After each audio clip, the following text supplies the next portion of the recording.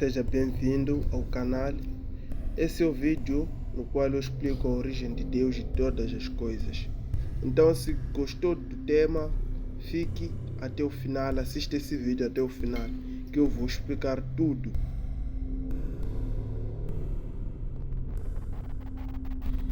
O surgimento de Deus. Bem, a pergunta é: como é que Deus surgiu? A pergunta que não quer calar para muitos é: como surgiu Deus se Ele criou todas as coisas? Bem, para eu responder essa pergunta, primeiro tenho que te explicar alguns fatos.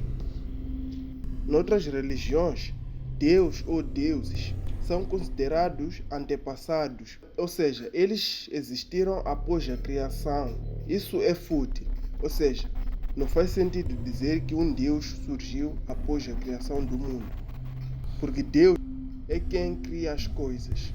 Ele tem que vir antes de todas as coisas. Esse é o conceito de um Deus verdadeiro. Então é fútil dizer que Deus veio após a criação. O surgimento do mundo e o universo. Diferente do que muitos acham, o Big Bang não explica como tudo começou, mas o que aconteceu após certo fenômeno acontecer. Ou seja, que era a concentração de uma matéria num único ponto denso e quente. Ou seja, tudo começou a se expandir após um certo fenômeno ali, que é chamado de Big Bang. Então, se você acha que Big Bang explica o início, eu não estou a dizer que você deve parar de acreditar no Big Bang. Eu estou a dizer que se você acha que foi o início de tudo e de todas as coisas, esquece. A teoria não explica o início, mas o que aconteceu após um certo fenômeno. Ou seja, havia uma matéria concentrada em um único ponto. Nesse caso, existia alguma coisa. Então, o Big Bang aconteceu depois da concentração dessa matéria. Entende? Explodiu. E até hoje o universo continua a se expandir. Muitos acham que na passagem que há no primeiro livro da Bíblia, Deus está a tentar explicar como é que Ele fez o mundo ou o universo. Nós somos tão limitados que se Deus explicasse totalmente como é que fez o mundo, não ia fazer sentido para nós em nenhum momento. Então, saiba que o primeiro livro não está a explicar como é que Deus fez o universo. No final, Deus não é obrigado a explicar coisas tão complexas, principalmente para pessoas tão limitadas como nós. Muito menos para as pessoas do passado. Pessoas que mal sabiam o que era o universo. E a Bíblia foi feita para passar de geração em geração. Não foi feito apenas para nós do século XXI. Aí você se pergunta, se Ele nos fez para ficar na Terra, por que fez tantos planetas? Por que fez um universo tão gigantesco? Bem, preste atenção na seguinte frase. O universo é grande, mas se um pai tiver dinheiro infinito, ia construir mesmo até 1000 casas para os seus filhos, sabendo que são apenas 2. Mas por outro lado, isso aí fica como uma dúvida, uma incógnita. Nós não sabemos o porquê dele ter feito isso. Porém, tantas coisas, assim como o surgimento dele, não é algo que nos diz respeito. Você foi criado, então obedece. Do mesmo jeito que você não contesta o dinheiro que teu pai te dá. Ou seja, você não quer saber de onde vem. Você apenas recebe e vai comprar suas coisas.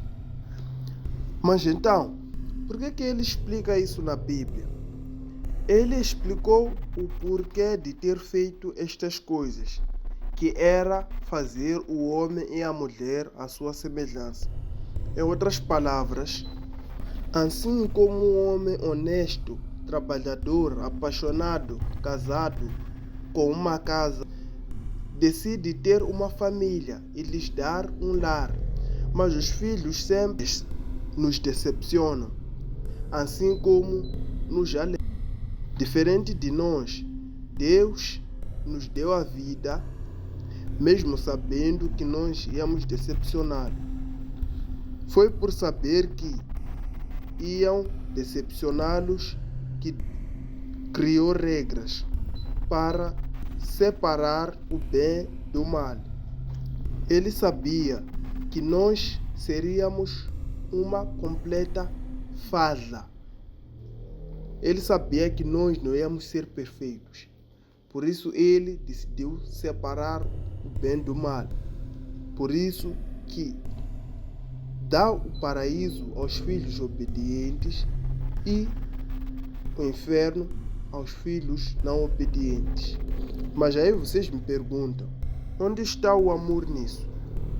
Exemplo, vamos supor que você cria gatos. Então, um pega vírus e começa a infectar a todos. O que você faria sabendo qual deles está infectado com o vírus? Não se preocupe, eu respondo. Eu mataria sabendo que está infectado e queimaria para que não afete. E eu não faria isso com ódio, mas faria por amor. Ele ia me perguntar, ou seja, se gato falasse, ia me perguntar o porquê Deus estar a fazer aquilo. Mas eu não seria obrigado. Muitos acham que as pessoas que acreditam em deuses são pessoas com medo. Ou seja, são pessoas que vivem controlando uma às outras por terem medo de morrer. Mas como é que você pode ter medo de morrer, mesmo sabendo que vai?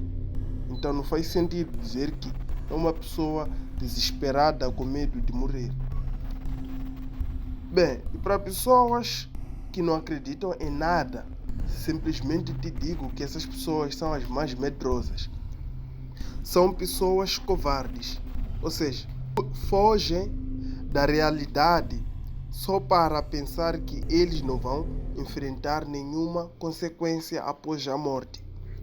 Eu, se fosse o assassino, ia preferir que não exista nenhum Deus, porque eu não quero pagar pelas minhas ações. E para quem não sabe, a teoria de Big Bang foi criada por um cristão.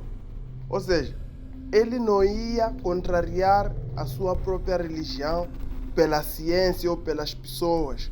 Então é melhor saber que este homem tinha isso aí. E ele não ia sacrificar a fé dele por uma teoria que não lhe beneficiaria em nada.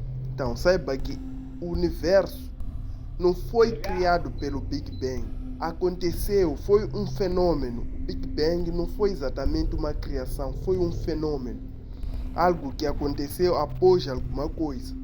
Ou seja, a matéria que você vê aqui fora, no universo inteiro, começou em um único ponto. Mas a pergunta que não quer calar, quem criou esse ponto? Responde aí nos comentários.